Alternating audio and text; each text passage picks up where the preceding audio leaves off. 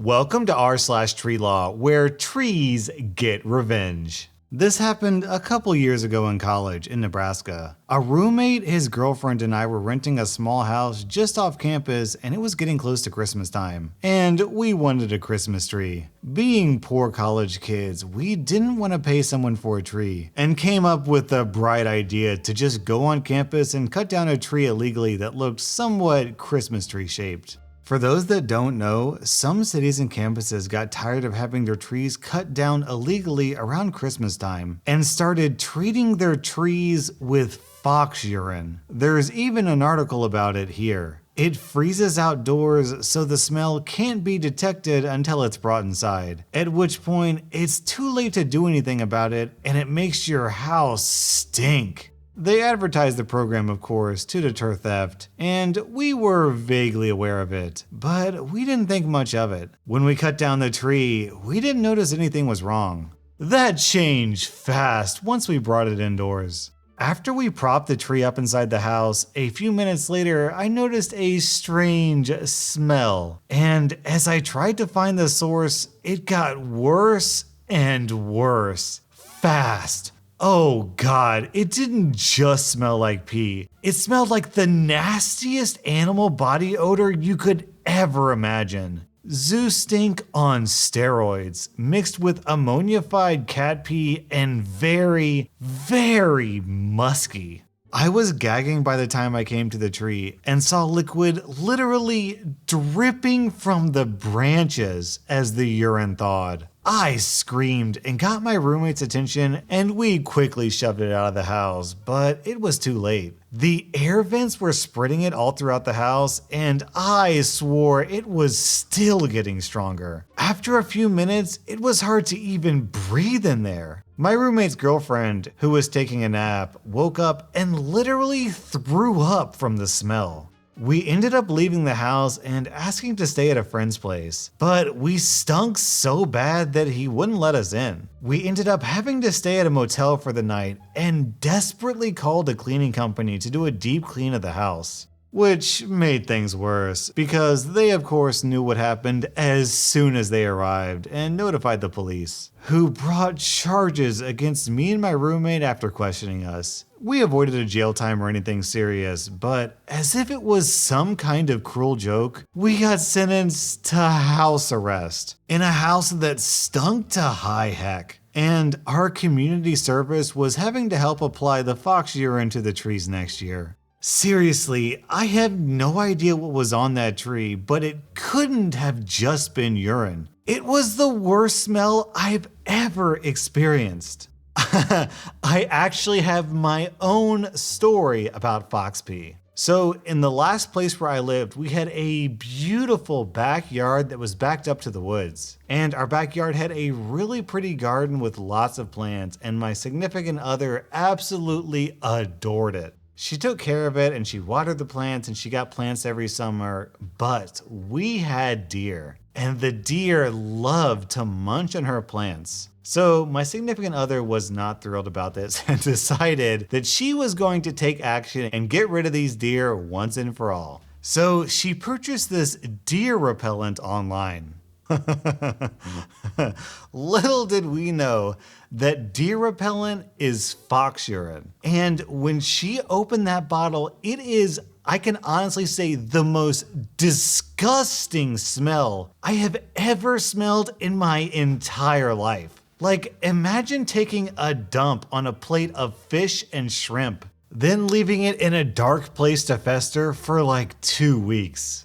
I would rather take a solid whiff of that than this fox urine. The second she opened it up, we immediately started gagging and we closed the lid and got as far away from it as possible. For some reason, she was still motivated, so she took that bottle of spray out into the backyard and sprayed our plants. When she was done, I literally would not let her back inside the house. I banned her from it. I actually made her go to the garage, strip down naked, put all of her clothes in a garbage bag, give her new clothes. wrap up the outside of her body in like a garbage bag, I guess, coat that we manufactured, and then and then sent her straight to the shower. It was that repulsive. And on top of all this, bless her heart, she is crying and begging me to let her in. But I know that if I let her walk through the house with that stank all over her, then the house is gonna smell for weeks. So I just have to ignore her crying and begging as she strips down in front of me. I can honestly say this stuff stinks so much I wouldn't wish it on my worst enemy. If you like this little personal story and you want to see more, hit that like button. Also, I want to hear from you. What's the stinkiest thing you've ever smelled? Our next Reddit post is from ltamr.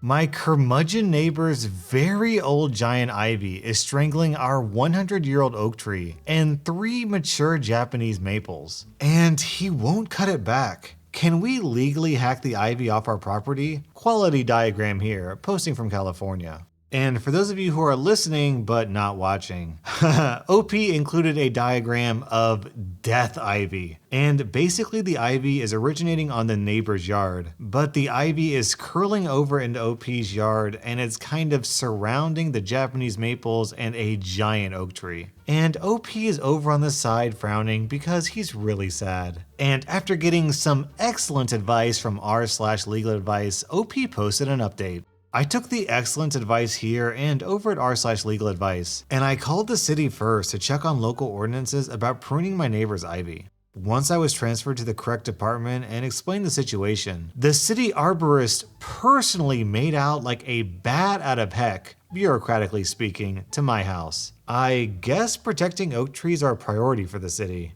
In my head, I figured he'd show up, ring the doorbell, have a conversation with me, give me some paperwork, and lead me to the removal process. Nope. Let's just say this dude is better with trees than people. I only discovered that the arborist had arrived because my dog went crazy barking at something in the front yard. I assumed it was his nemesis squirrel. Instead, I see a dude on my lawn scowling at my tree. The city work truck clued me in as to his identity. I went outside and introduced myself. He sort of grunted in my general direction and went back to muttering profanity about bleeping morons and their bleeping ivy. What happened next was not what I expected. The arborist stomps over to his truck, makes a phone call, hangs up, and then pulls a machete out of the back seat.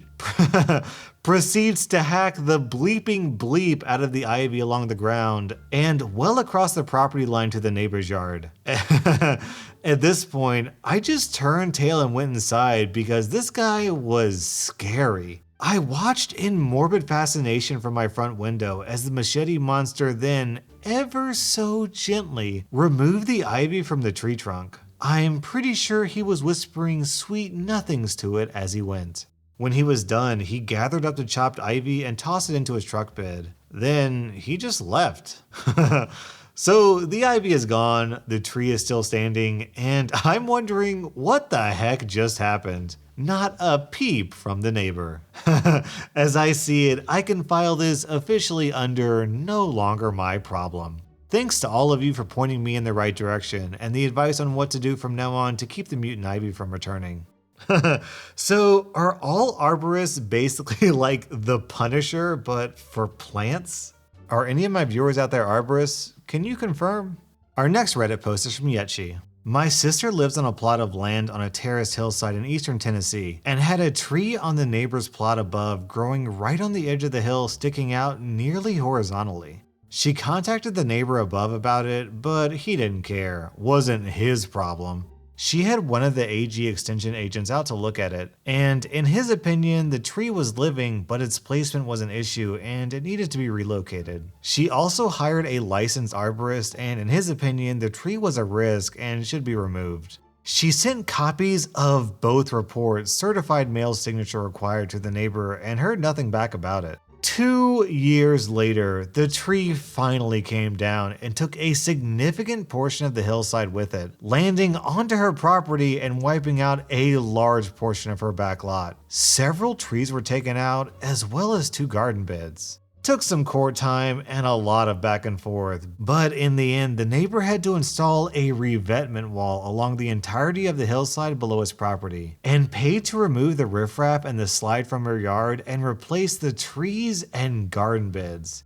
His total cost was around $300,000. Would have been less, but she refused to allow anyone on her property to do the work, so it all had to be brought in from uphill and installed that way. This is where r/Treelaw meets r/nuclear revenge. Also, wow, I don't care, that's not my problem. Well, sir, actually, it is your problem. This next post actually isn't a Reddit post, it's a news article, but Treelaw stories are so rare, I had to include it. Sonoma Land Trust Stewardship Director Bob Neal had seen pictures. So he thought he had a good idea of what awaited him when he went out to inspect a protected piece of land on the north flank of Sonoma Mountain a few years back. A concerned neighbor had reported heavy equipment and questionable activity on property protected under a conservation easement, and thus intended to remain in its natural state. But while photos conveyed a sense of it, it's nothing compared to actually seeing it. Neal, a soft-spoken man, said of the environmental damage he witnessed that day in 2014, "I was not prepared." Neal and an associate found a patch of private landscape above Bennett Valley scraped down to bedrock in some places, and a trenched 180-year-old oak uprooted and bound so it could be dragged to an adjoining parcel to adorn the grounds of a newly constructed estate home, according to court documents. The heritage oak and two others the landowner sought to move over a haul road they bulldozed through the previously undisturbed site all died, along with a dozen more trees and other vegetation, according to court records. The damage would eventually prompt Sonoma Land Trust to sue the property owners, Peter and Tony Thompson, a highly unusual step for the private nonprofit. Last month, it prevailed in what representatives hailed as a landmark legal victory. The court battle came well after the full extent of the losses was discovered on the 34-acre conservation property. Grading for the haul road in 2014 removed more than 3,000 cubic yards of dirt and rock, the ruling found. No permits were obtained for any of the work, according to court documents. The Thompsons had construction crews dredge an existing lake on their adjacent 47-acre residential spread, known as Hen's Tooth Ranch, and dump the soil on the protected parcel, extending the haul road to accomplish that work, according to court documents. It was, said Neal, a 25-year veteran in the open space field, really the most willful, egregious violation of a conservation easement I've ever seen. In his blunt 57-page ruling, Sonoma County Superior Court Judge Patrick Broderick sided strongly with the land trust, calling out the Thompsons for knowing and intentional violations of a legally binding conservation deal. He said the couple had shown a persistent failure to tell the truth as the case unfolded and had demonstrated an arrogance and complete disregard for the mandatory terms of the easement. Broderick ordered the couple to pay more than $586,000 in damages towards environmental restoration and other costs outlined in a judgment finalized last week. Peter Thompson, the couple's new attorney, Richard Freeman, said the dispute with the land trust snowballed amid demands to cover the organization's escalating attorney fees and other costs. The day after the ruling came out, the couple put their ranch on the market, as well as the separate protected parcel, which the Thompsons purchased in 2013 from another couple with the easement already in place. The two properties are listed for $8.5 million. Even so, the couple is filing for a new trial, largely on claims that the Thompsons' trial attorney could not supply proper representation amid a private family matter that arose before the 19-day court proceeding, Freeman said. Freeman said his predecessor had asked the judge to reschedule, but his petition was denied, and the Thompsons' defense suffered as a result against a very well-funded and very aggressive opponent, he said. There are so many personal tragic issues throughout this case that were very painful to deal with and actually really affected the ability to tell our side of the story, Peter Thompson said. In our opinion, there's a lot of evidence that our side of the story really didn't get a chance to explain. But Judge Broderick said the Thompsons simply lacked credibility and made choices that drove up costs and restoration challenges. He found they had sought to cover up the damage done to the property and obstructed the land's trust investigation. The judge wrote, both Peter and Tony Thompson displayed a marked lack of respect for the terms of the easement, the conservation values, and extraordinary ecosystem that the easement protects, and for the land trust as steward and trustee of those conservation values. The property is relatively small by Sonoma Land Trust standards. The group has played a lead role in protecting some of the largest undeveloped swaths of Sonoma County, including a 2009 acquisition that preserved the Jenner Headlands. But while the Thompsons were building their new estate home on the ranch in 2014, they apparently decided the oak trees from the easement property would provide a nice accent, land trust representative said. Word of the removal reached the group. In the spirit of collaboration, Neal said, they tried for months to work with the Thompsons to resolve their problem and develop restoration plans, until they concluded the landowners weren't operating in good faith. If you guys didn't take so long, we would have been under the radar. Read a text message sent at the time from Peter Thompson's cell phone to Eric Hess, his tree removal contractor. It was entered as evidence and cited twice in the judge's ruling. So let's recap. This couple bought land and signed a contract saying that they wouldn't tear down any trees. Then they tore down the trees and tore down extra trees so they could move one torn down tree to a new location. Then, when they got caught, they blamed the tree removal service for being too slow. And then, when they lost the case, they blamed their lawyer for not being a good lawyer. These are spoiled, rotten rich people who got what they deserved. $500,000 and they had to sell their ranch. F 'em, man, they deserve it. That was rSlash and who knew stories about trees could be so entertaining? If you like this content, hit the subscribe button because I put out new Reddit videos every single day.